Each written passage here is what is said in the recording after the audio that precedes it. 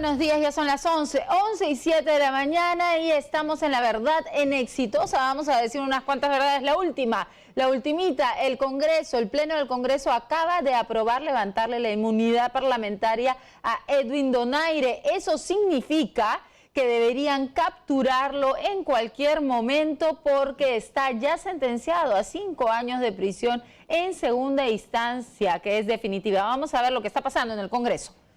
El 12 de enero de 2018, pese a tener pleno conocimiento de que la mencionada señora había sido condenada a 18 años de pena privativa de la libertad como autora del delito de afiliación terrorista en agravio del Estado.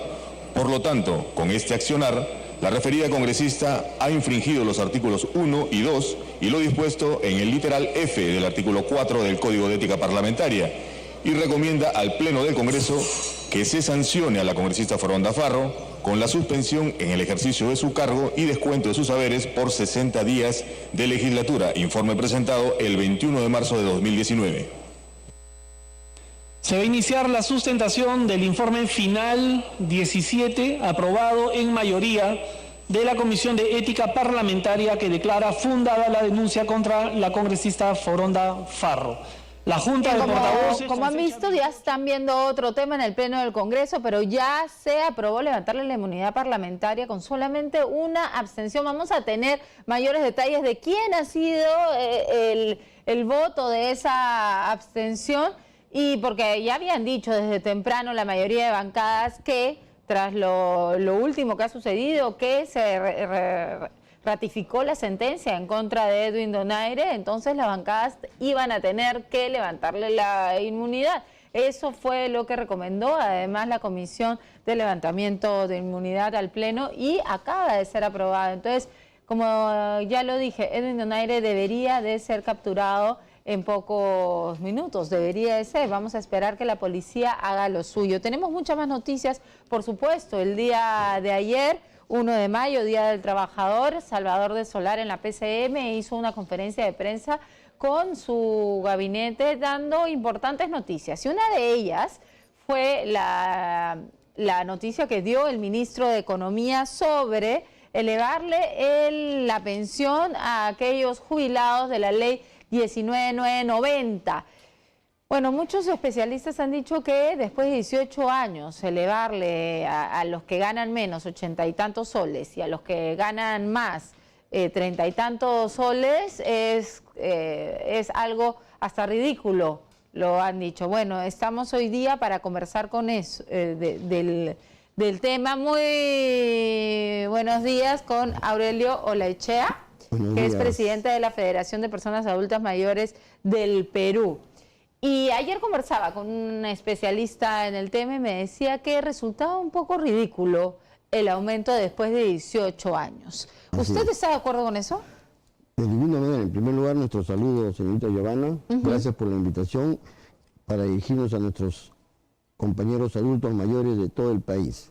En primer lugar, hoy día se ha publicado el decreto supremo en el peruano, para que todos los compañeros vean, 139/2019 EF. ¿Eso significa que ya, como está publicado, a fin de mes ya se ve el aumento? No, dice a partir del 1 de junio. Ya. O sea, en mayo no. Ya. A partir del 1 de junio hay que esperar a que apaguen el aumento. Pero en principio queremos señalar dos aspectos que son importantes para nosotros. Primero, que el gobierno ha reconocido que después de 18 años, que es algo pues atroz, ¿no? Ajá. Después de 18 años se haya aumentado las pensiones del decreto ley 19990. Que es más de 1 millón de personas, ¿no? Le pido unos minutos nada más. No? Están pasando cosas en el Congreso y ahí está nuestro compañero Álvaro Tapia. ¿Está o no está? Ya, vamos a esperar que podamos reanudar la comunicación. Me estaba diciendo, después de 18 años... Medio millón, son 550.000 las personas afectadas al decreto ley 19990. Ok. Nosotros en principio tenemos que rechazar ese decreto y lo que ha dicho ayer el señor ministro de Economía, porque no es cierto. No es cierto que él diga que estamos ganando el tope 857, por ejemplo. No hay tope 857, hay gente que gana 1.200, 3.000, hasta 4.000. Muchas veces familiares de la misma gente de la ONP. ¿Y ellos no van a recibir aumentos? Sí. ¿Qué aumento van a recibir? Por ejemplo, acá tenemos una boleta para que usted vea, ¿no? Usted aprecie. Mire, arriba dice 19.990. No sería bueno mostrar porque va a salir el nombre, porque no quieren, pero la persona no desea que salga su nombre, pero mire cuánto está ganando. Recibe 4.000. Mire esta persona, 3.000. Y así hay infinidad de casos. Este señor 1.986. Y ellos están ganando porque aportaron más. No. Ah, no. No, es por el desorden total que hay de las leyes que se superponen, superpuestas, contradictorias. Todo eso nos perjudica. Porque no puede ser que haya una persona... Pero esto es hasta ahorita porque este es del 2015, Sí, este no, es del eso 2014. No, eso no hay problema. Bueno, este sí es del 2018. No, esos son ya en definitivo, pues, ganan hasta su muerte ya, vitalicio. Claro, este Lo es que de yo quiero diciembre hacerle- del 2018, No, lo que yo quiero hacerle- 8.000. No, es que en julio y diciembre se paga el doble. Exacto. Para que usted vea, no, lo que quiero Entonces, hacerle ver es 4.000 que mientras que cerca de 400.000 personas de los 500.000 que hay ganan 415, hay gente que está ganando 4.000 soles mensuales de la 19, Y la eso misma ley. Y eso es por el desorden. Por el total desorden que hay de las leyes que se han ido dando una serie de ellas. Por eso que nosotros consideramos que este aumento que acaba de dar el señor Oliva, ministro de Economía, y el gobierno del señor Vizcarra, no solamente, como usted dice, es preocupante, ¿no? Es indigno, sino también es insultante a la dignidad de los pensionistas. Porque Yo ayer 18 años estaba hemos pensando, esperado.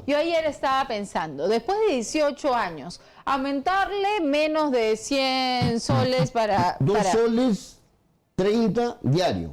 Ya, 2 soles 30 diarios, 85 soles al mes. Ya, hacer ese aumento, solo para algunos, ¿no? Eso es para los que ganan 400 y Son tanto, porque son la para los que mayoría. ganan la mayoría. No, además bien. no van a recibir nada. Ya, después de 18 años, hacer una medida así, en vez de ver el problema de fondo, yo digo, Claro. porque hay, como usted dice, otros problemas de desorden, Eso ¿no? es, claro. Y después de 18 años, en vez de tener una estrategia, de plantar una estrategia, hacer un aumento así, es un poco Claro. Entonces yo le quiero explicar por qué es que evitar machamba, ¿no? Sí, yo le quiero explicar por qué ha salido esto. Porque Me el lo voy Congreso... a explicar en unos minutos. Disculpe, está pasando Claro. cosas en el Congreso, Perfecto, tenemos que está escuchar. muy Nuestro bien, compañero sí, está muy Álvaro bien. ya está en comunicación con nosotros. Álvaro, cuéntanos. No me lo repita, por favor. Así es. Álvaro, te estoy escuchando.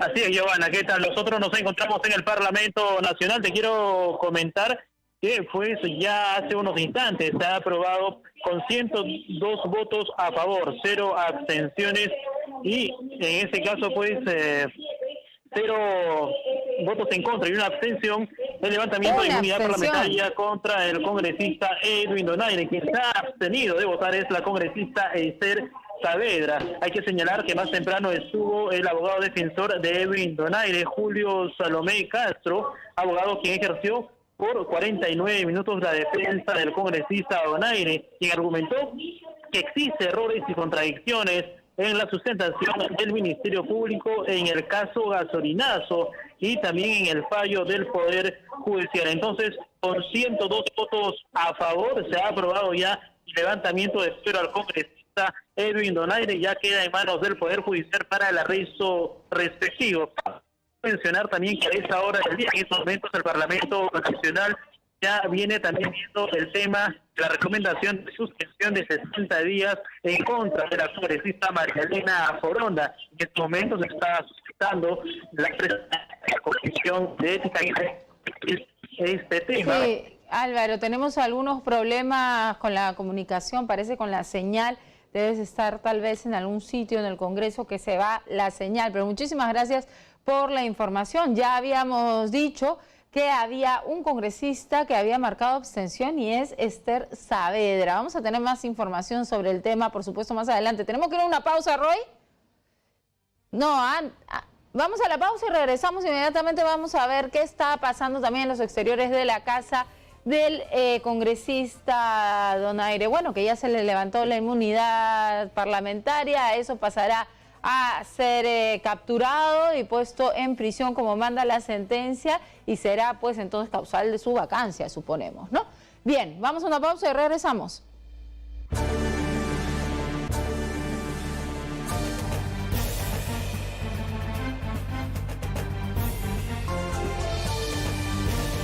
Estamos viendo qué es lo que está ocurriendo con Edwin Donaire. Ya se le ha levantado la inmunidad en el Pleno del Parlamento y ahora tenemos comunicación con nuestra compañera Helen Meniz, que está afuera de la casa de Edwin Donaire, en Surco. ¿Qué es lo que está pasando ahí, Helen? ¿Ya hay movimiento o no? Giovanna, buenos días. Continuamos nosotros desde muy temprano en las afueras de la calle Los Topacios 165. El cuarto piso le corresponde al general Donaire.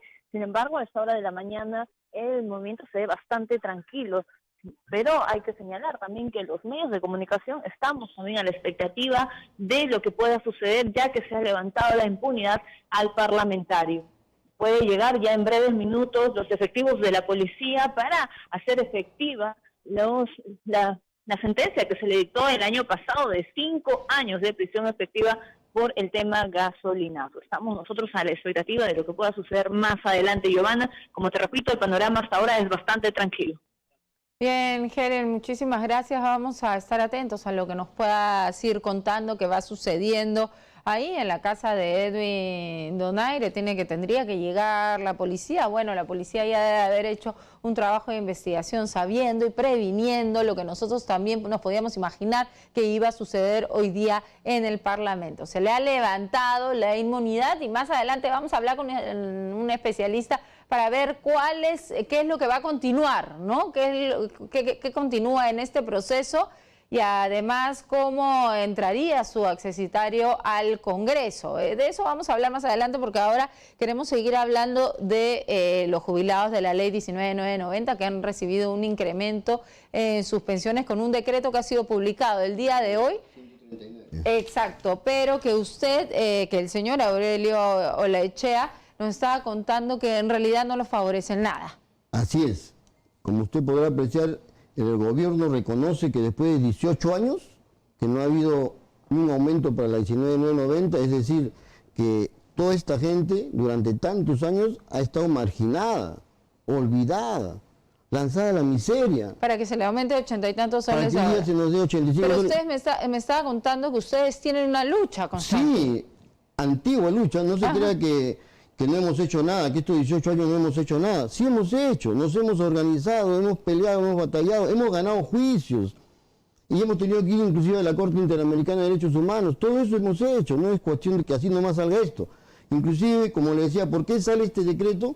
Porque en el Congreso la Comisión de Trabajo ha aprobado por unanimidad que para poder buscar que mejorar la situación de los pensionistas en general, que se fije en una remuneración mínima vital, la pensión inicial, la pensión más baja, a los de la 19.990 y a los de la 20.530. Ya está aprobado en el Congreso, eso tiene que pasar al Pleno. Eso tendría que suceder, claro, eso tendría que tiene que hacer aprobarse en el Pleno y pasa para que Vizcarra tenga que firmarlo. Pero no, se adelantan y sacan este decreto, para que usted vea. Esa es una de las cuestiones. Y lo otro es que nosotros estamos negociando, después de tantos años de lucha, estamos negociando en el Ministerio de Justicia con el doctor Vicente Ceballos y los asesores para que se pueda ver un problema general, que se solucione el problema general que se tiene de las pensiones. ¿Y para ustedes cuál es la solución? Nosotros tenemos una solución que hemos planteado y hemos llevado a juicio y hemos ganado al Estado. Ya. Nosotros tenemos una ley, igual que esto que sale un decreto, pero nosotros tenemos ley del Congreso, en donde dice que la pensión de lo de la 19.990 equivale a 3 mínimos vitales. Por eso que el Congreso, para todos por igual. Para todos por igual. Por eso que el Congreso se adelanta y dice, vamos a darle uno. Está bien, pues. Si ellos quieren dar uno, no hay ningún problema. Nosotros vamos a seguir peleando y batallando y luchando 18 años más si es posible. Pero no vamos a aceptar esta miseria. Son 2 soles diarios. En total vamos a ganar 500 soles al mes, 16 soles 60 diarios. ¿Sabe cuánto gana el ministro? El de Economía y todos los ministros. Y los congresistas, 30.000 soles mensuales. 1.000 soles diarios y nosotros 16 soles diarios. La diferencia pues es enorme. Finalmente nosotros quisiéramos sobre este decreto hacerle ver lo siguiente. El señor ministro de Economía dice que efectivamente van a buscar el bienestar porque dice que ha habido mayor recaudación el año pasado, ¿no? Ha habido mayor recaudación. ¿Y por qué han demorado 6 meses para aumentar? Si el presupuesto rige a partir de enero, se supone que la mayor recaudación, como acá dice, es del 2018. Entonces, desde enero tenían que haber por lo menos hecho este reajuste que es una miseria, pero tenían que haber hecho este reajuste. Pero para usted... ¿Por qué lo van a hacer en junio? Pero yo me imagino que no todos estarían de acuerdo con homogenizar todas las pensiones, ¿no? No, esa es la mínima. La mínima. Entonces, no, es que lo que dice la ley no es lo que yo digo. Ajá. Es lo que dice la ley y también la sentencia, porque la sentencia dice, mire, firmado por todos los vocales del Tribunal Constitucional de esa época, el señor Álvaro Reyes dice, fundada la demanda que se aplique la ley 23.908 y se fije los 3 mínimos vitales o sus sustitutorios. Entonces nosotros no hemos creado eso. Esto es lo que se está discutiendo casualmente en la CIDH y con el ministro de Justicia. Y sale intempestivamente esto, ¿no? Gran aumento, dice el señor ministro de Economía. ¿Qué gran aumento? A ver que gane él esto. Estos 500 soles que le paguen a ellos, a Bueno, todos los el presidente congresistas. Vizcarra también ha dicho que esto es una muestra del espíritu social, ¿no? De la solidaridad que tiene que haber con esta población. Claro. ¿Qué es Pero, lo que usted le diría al presidente Vizcarra? no, que está equivocado, que está totalmente equivocado o lo están engañando. Porque acá, yo creo que nadie debe de estar en el gobierno para sentir pena por una población y aumentar unos soles porque nos da pena, ¿no? Claro. Hay que solucionar los problemas claro, de fondo. A pesar de que hemos venido durante 18 años batallando, nosotros tenemos una deuda que le tiene el Estado a la 19.990, una deuda enorme. Eso también lo estamos viendo en la CIDH. Son 42.000 millones de dólares al 2006. 42.000 millones de dólares cuando nosotros denunciamos que el Estado le debe a la 19.990 el dinero de nosotros que lo han dispendiado, Exacto. lo han despilfarrado. Ajá. Y también se lo han llevado, pues como usted sabe, en tantos años. Ajá. Entonces lo que nosotros queremos plantearle es que se cumpla la sentencia 703 del tribunal. Y ahí dice 3 mínimos vitales. Si no se pueden los 3, bueno, como dice el Congreso, uno este año, uno el próximo, uno... Tiene que respetarse las leyes y las sentencias. Para eso se han dado las leyes, para eso el tribunal nos ha dado la razón, le hemos ganado al Estado. Pero no se respeta nada y sacan este decreto. Entonces, nosotros lo que queremos plantearles primero que se cumpla la ley 23.908 y la sentencia 703. Segundo, que se incluya los de la 2530, porque acá el Congreso sí los ha incluido. Pero ellos no. Y acá el gobierno no lo incluye a la 2530. Entonces también no se puede diferenciar pues los pensionistas de un lado y de otro lado. Todos somos iguales, todos deberíamos tener un mínimo Claro, y pero un máximo. del otro lado dicen, bueno, pero en 18 años no se ha hecho nada, aunque sea nosotros hemos hecho algo después de 18 años. No es que no se haya hecho nada. Por ejemplo, nosotros en el 2000... No, el gobierno, digamos. O sea, el No, gobierno... sí se ha hecho. El gobierno ha pasado en el año 2008 985 millones de soles a la ONP para que nos paguen el juicio que nosotros hemos ganado. La ONP lo que ha hecho es que nos ha pagado una parte, un adelanto. No quiere culminar, pero sí hemos logrado arrancarle 985 millones de soles a la ONP. Este es el último documento que nos acaba de mandar al Estado, digamos. al Estado. La ONP, mire cuándo ha llegado, 26 de abril del 2016. Han hecho un informe sobre los 930 que estamos pidiendo, que el Congreso ya lo aprobó. Pero ¿qué dice la ONP? Como siempre, imposible, no hay dinero. Pero si el dinero no es del Estado, esto que estamos pidiendo que nos mejore y que se cumplan estas leyes, es de dinero de ustedes, nosotros. claro. Nosotros hemos aportado y debemos tener nuestro fondo. Y en último de los casos, si no quieren cumplir, no quieren respetar, porque acá no vale nada en este país, que nos devuelvan, pues. Entonces, así como han devuelto a las AFP, que a toda la gente le devuelvan y con intereses legales. Va a ver usted cuánta plata va a sacar cada gente. Ya ellos verán qué hacen con su dinero. Pero no podemos estar así con 2 soles diarios de aumento. Nos ha hecho después de 18 años. ¿Cuántos años vamos a esperar para que nos den 3 soles de aumento? No, pues, señorita Iván, eso es lo que queremos denunciar enérgicamente y rechazamos este decreto supremo 139 de 2019 EF y vamos a continuar luchando. Ya nosotros hemos tenido una serie de programaciones para este año. El 17 de mayo vamos a ir a las puertas de la ONP, toditito las personas adultas mayores, sin que supiéramos que iba a salir esto. Aún así vamos a ir y estamos convocando una asamblea de emergencia a nivel nacional, porque vamos a tener que hacer marchas, movilizaciones, huelga de hambre. ¿Se imagina una persona de 80, 90 años haciendo huelga de hambre? ¿Eso es justo? Y finalmente vamos a tener que denunciar, lamentablemente, al señor Vizcarra y a todos los ministros y al jefe de la ONP.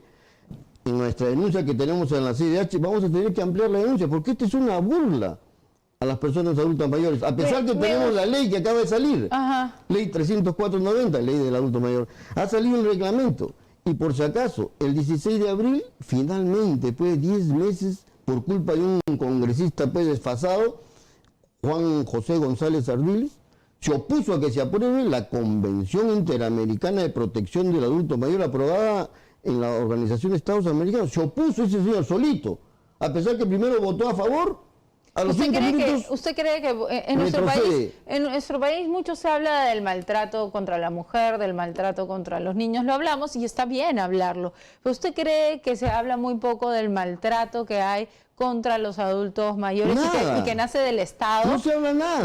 De los servicios de salud que ustedes deberían tener y no tienen. Todos los días hay maltratos. En cualquier institución pública, en los hospitales, hay un maltrato total, terrible. Bien. Y el Estado no ha hecho nunca nada. Señor, tenemos un minuto. Me gustaría que vea la cámara y que le diga lo que quiera decirle al presidente de la República. Señor presidente Martín Vizcarra Cornejo, en representación de las personas adultas mayores del Perú, que el día de ayer hemos tenido lamentablemente una enorme preocupación porque hemos conocido de la acción de este decreto supremo, en donde usted dice que es por el bienestar de los adultos mayores. Eso no es cierto.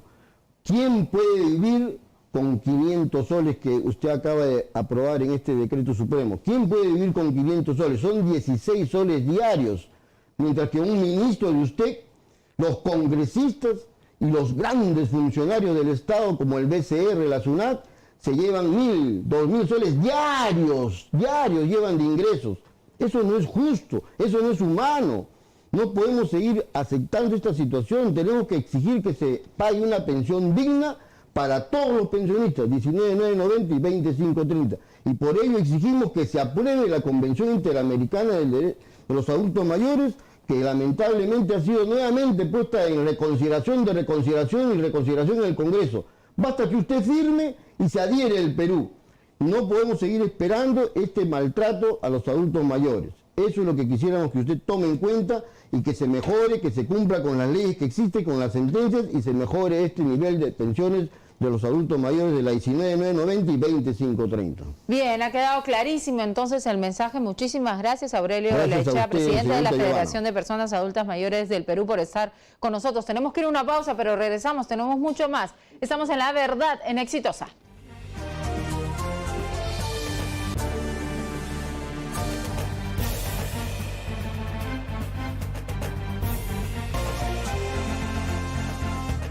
Y seguimos con La Verdad en Exitosa. Vamos a hablar justamente de lo que acaba de suceder en el Congreso. Le han levantado la inmunidad parlamentaria a Edwin Donaire. Entonces el documento que ya ha sido firmado por el presidente del Congreso tiene que ir al Poder Judicial.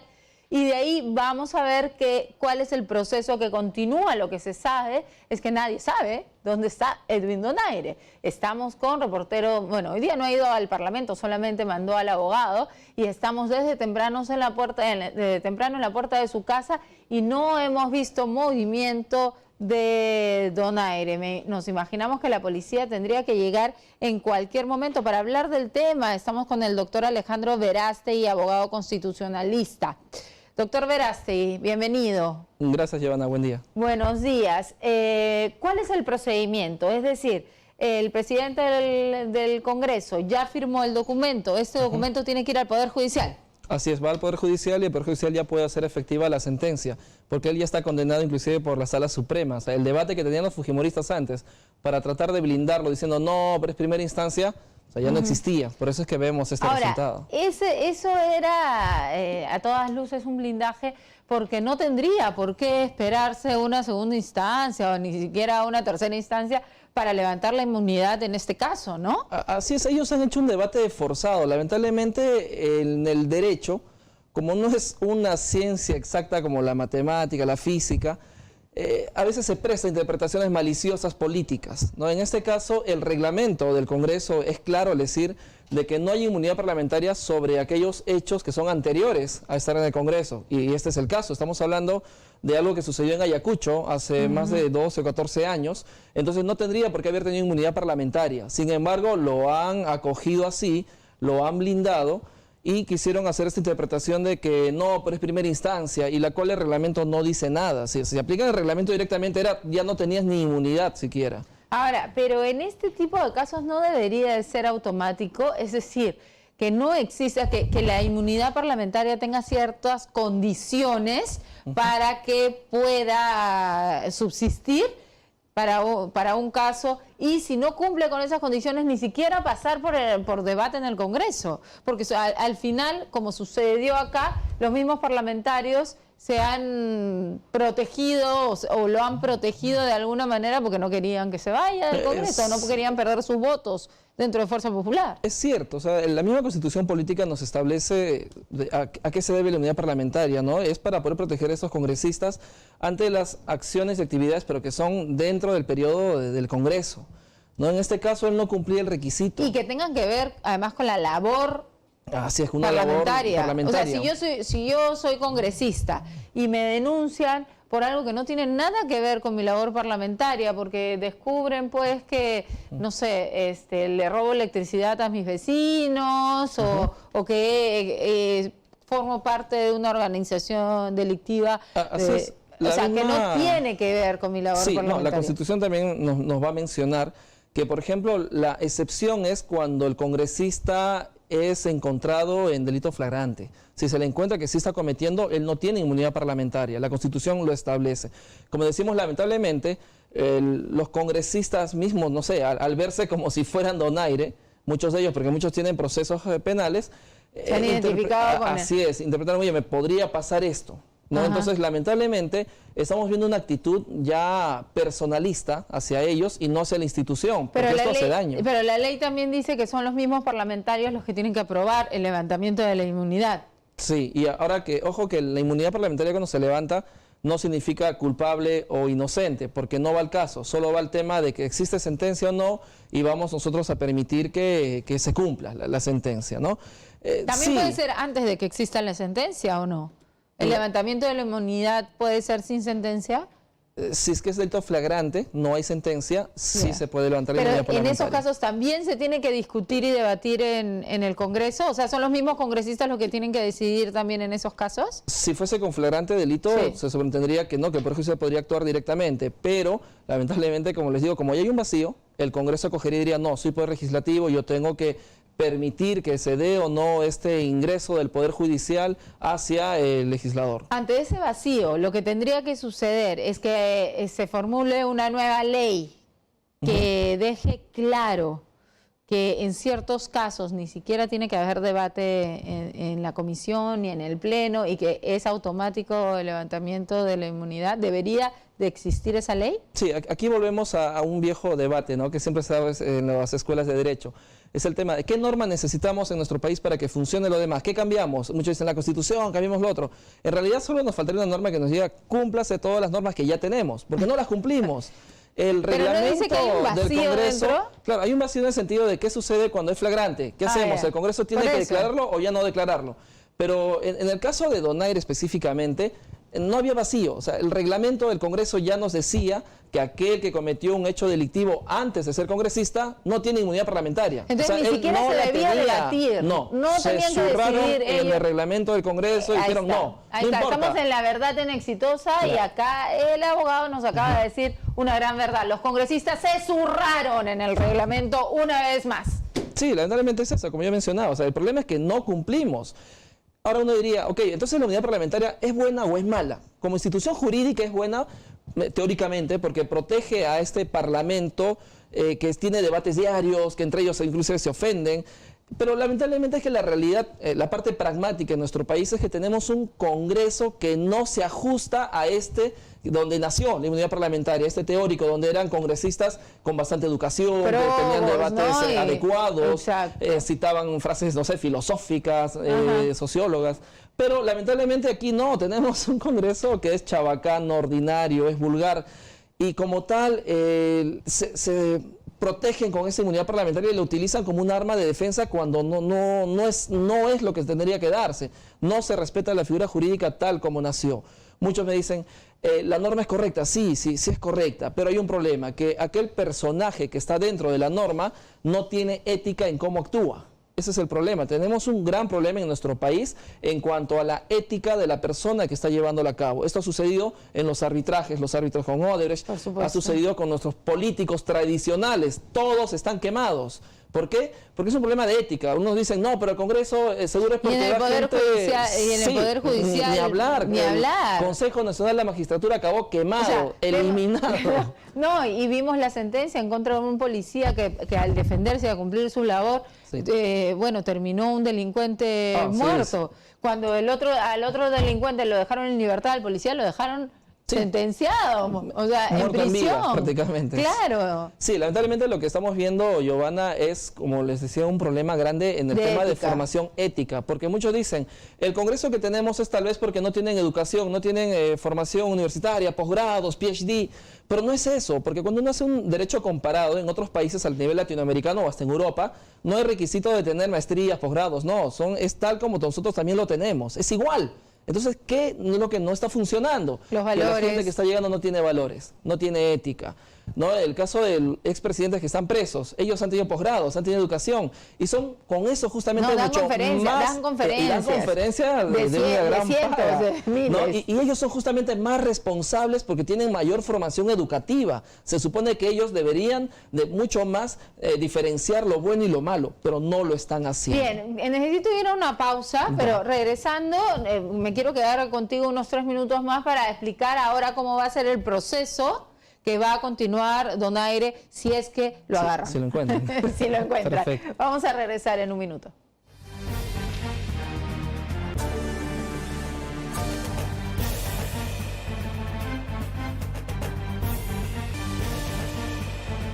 Muy buenos días. Seguimos con la verdad en Exitosa. Ya nos dijo una verdad del doctor Alejandro Verástegui, que es que cuando no le levantaron la primera vez en la comisión de inmunidad parlamentaria a Donaire, se zurraron en la norma porque lo debieron hacer. Ahora ya lo han hecho porque ya no han tenido más excusa para poder blindarlo y lo deberían capturar. ¿Cuál es el procedimiento, el proceso que sigue ahora, doctor? Bien, se sobreentiende que lo que tiene que seguir es ya la detención del congresista Donaire. Pero tan igual como el caso de Alan García hay un problema, que la policía va a tener que hacer una estrategia adecuada porque estamos hablando de un hombre que tiene armas, que tiene licencia de portar armas. Entonces la detención no es tan fácil de hacerla en esos casos, ¿no? Lo que seguiría es que tendrían que capturarlo, ir al domicilio, ir a donde se encuentre él, pero esperemos pues que lo encuentren. Justamente tenemos acá un oficio, una carta de José Luis Lecaros Cornejo, presidente del Poder Judicial, donde dice que ya recibió, al parecer, ya el levantamiento de la inmunidad y por la comisión del delito contra la administración pública en la modalidad de peculado en agravio del Estado, individualizando en el ejército peruano, requerido por la presidencia del Poder Judicial mediante el oficio del 26 de noviembre, complementando con oficio. Se adjunta copia del referido dictamen. Con esta oportunidad reitero, bueno, Lecaros ya había manifestado que apenas se levantara la inmunidad se iba a nombrar la captura nacional e internacional de Edwin Donaire. En eso deberíamos de estar ahorita, la policía ya debería de estar buscándolo. Si se le encuentra de frente al penal, ¿y cuál es el proceso, cuánto se demora para ya nombrar la vacancia de Edwin Donaire y que pueda entrar el nuevo congresista al Parlamento? Bueno, en este caso con el oficio que acaban de ver, ¿no?, en la televisión también, en el que lo han mostrado, efectivamente Salaverry está ya absolviendo el pedido de solicitud, se está aprobando, y entonces esto es de inmediato, ellos ya deberían de llegar al domicilio y poder capturarlo, o se sobreentendría que ya deberían haber estado ahí para que se puedan enterar de lo que está sucediendo, si no, sería ineficacia total de parte también del Poder Judicial y de parte de la policía. Con respecto a lo que sigue ahora en el Congreso, como mencionabas, esto es de inmediato. El Congreso ya ha resuelto que esa persona tiene que estar presa, está detenida. Entonces, ya entre el día de hoy o mañana ya deben estar sacando también las directivas internas del Congreso, declarando de que esta plaza, bueno, el curul está vacante. Entonces, tiene declara la vacancia y tendría que entrar el accesitario. El accesitario que es Luis Iberico. Que es Luis Iberico, que justamente los fujimoristas pues le tenían temor a que él ingrese porque es un voto en contra. Bien, otra verdadcita que nos dice el abogado del día de hoy. Lo que no querían los fujimoristas era que entre Luis Iberico al Congreso. Muchísimas gracias. No, gracias a ti, Giovanna, por estas cuantas verdades que nos ha dicho el día de hoy. Y por supuesto, más adelante vamos a conversar también sobre otros temas con usted. Muchísimas gracias. Tenemos información en la casa de Surco de Edwin Donaire con Helen Meniz, nuestra compañera está ahí desde temprano. Helen, cuéntanos, ¿hay movimiento o no? ¿Qué tal, Giovanna? Buenos días. Te comento que continúan llegando los medios de comunicación a la expectativa de lo que pueda suceder más adelante. Ya se ha levantado la impunidad parlamentaria al general Donaire. También tenemos entendido que de su edificio, al parecer, habría salido su hija, la hija de general Donaire, Priscila Donaire, se habría retirado por la cochera. Ella tenía las lunas entreabiertas, sin embargo, se fue rápidamente sin brindar declaraciones a la prensa. Ese es el único movimiento que se ha dado en toda la mañana desde que se ha conocido esta noticia desde el Congreso de la República, Giovanna. Bien, entonces no hay movimiento todavía, Helen, por ahí. Yo me imagino que la policía ha hecho un seguimiento, inteligencia ha tenido que hacer un seguimiento para poder apenas tener la información del levantamiento de la inmunidad, saber dónde está el parlamentario para poder capturarlo, ¿no? Yo me imagino, esperemos que haya sucedido eso. Muchísimas gracias, Helen. Cualquier novedad nos avisas de inmediato para comunicarnos contigo. Vamos con un tema también muy importante porque se trata de nuestros niños, de nuestros hijos. Estamos con el doctor Roberto Carpio, traumatólogo pediatra del Hospital Almenara de Salud, porque hay una alerta, ¿no? Ha habido una alerta de la Organización Mundial de la Salud con respecto a las pantallas, y que sea celular, sea televisión, al uso de los menores de edad, de estar viendo videitos y de estar jugando con los iPads y eso por mucho tiempo. Pero también hay una alerta con respecto al tema traumatológico por el uso de estos aparatos, ¿no? Sobre todo por la posición, me imagino. Efectivamente, desde el año 95 se ha reportado un aumento en los casos de lesiones en la posición pediátrica a nivel de los dedos, conocido primero como el pulgar del texteador, aquel que para texteando con el celular, y actualmente ya tiene un nuevo nombre que es el pulgar del gamer. Anteriormente se llamaba tendinitis de Carvain. Básicamente es una lesión por sobreesfuerzo, sobreuso de los pulgares cuando uno textea, cuando uno juega con el celular, con la tablet, con el PlayStation. Hay niños que juegan 1 hora seguida. ¿Más? No, o sea, lo mínimo es 1 hora seguida, creo yo, ¿no es cierto? De ahí se pueden pasar 2, 3, 4, medio día jugando. Entonces, ¿cuánto tiempo debería de jugar un niño? A la semana, digamos.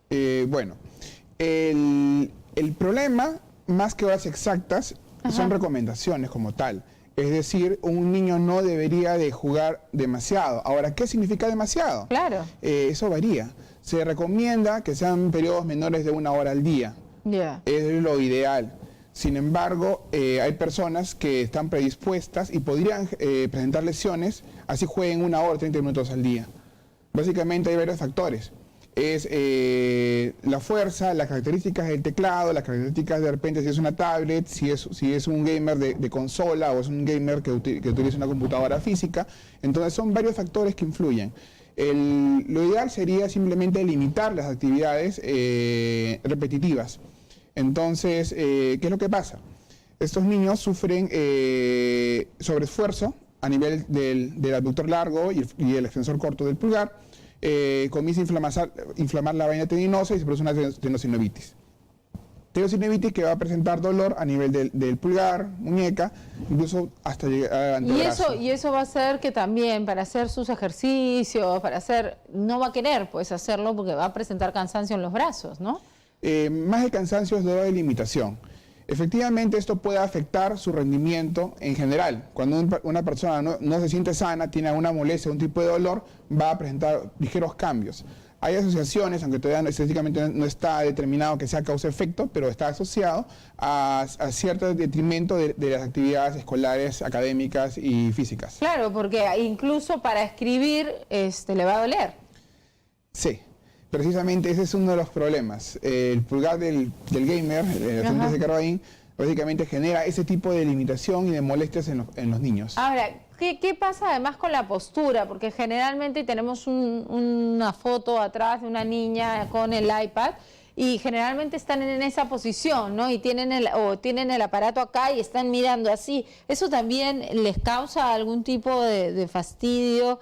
No solo de fastidio, sino de lesión en la columna. En realidad pasan varias cosas. Nosotros no estamos diseñados para hacer actividades repetitivas, no estamos diseñados tampoco para tener una pantalla a 50 centímetros de nuestros rostros. Las computadoras, las tablets, los celulares emiten una frecuencia de luz azul.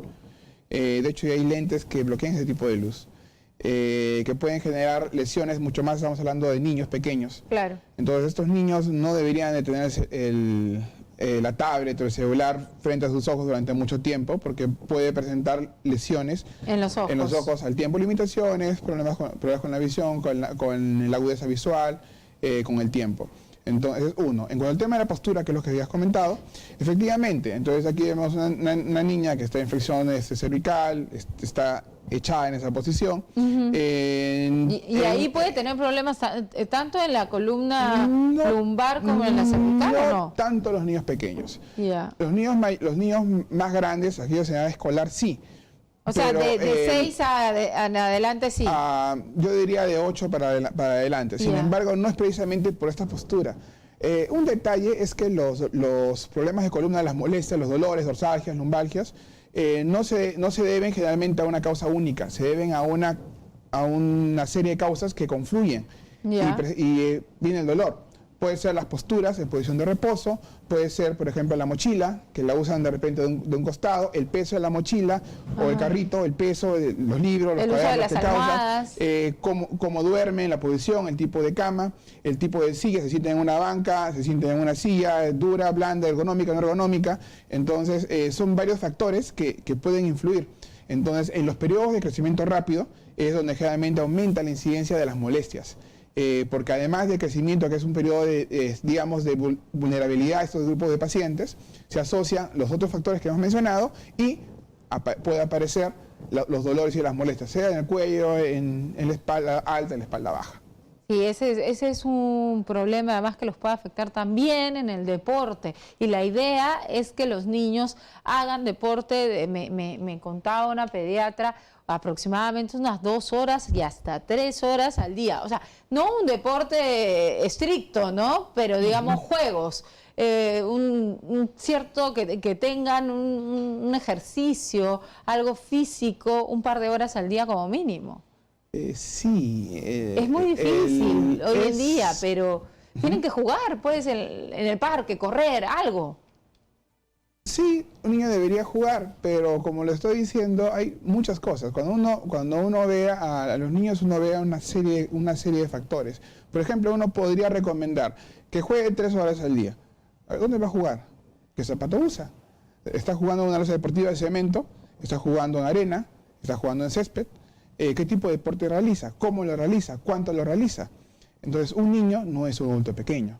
Un niño es una persona en crecimiento que tiene ciertas diferencias de nosotros que somos los adultos. Entonces, cuando un niño hace una actividad, sea cual sea, y lo hace de manera no correcta, también se puede lesionar. Y aquel niño, por ejemplo, que juega fulbito y es pelotero, juega 2, 3 horas todos los días, se puede lesionar. Que juega béisbol, aunque no es muy común en nuestra población, o tenis o cualquier tipo de actividad, también se puede lesionar. Y de hecho, esto está mucho más estudiado, pero no nos afecta tanto a nosotros porque no somos muy estrictos desde el punto de vista deportivo en niños. Entonces, es muy pocos los niños que tenemos que practican deportes a nivel profesional. No, claro, la idea es... se pueden lesionar, y claro, con mayor razón. Claro, pero la idea es que jueguen, ¿no? Que corran un poco, obviamente con zapatillas, ¿no? Pero que tengan una actividad que los ayude también a mover el cuerpo, pues, ¿no? Sí, eso es lo ideal. Sería poder jugar dentro de las medidas correctas y con los límites determinados.